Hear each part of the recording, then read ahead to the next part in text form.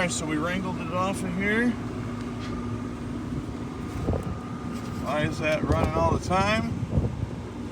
It just shut off on me.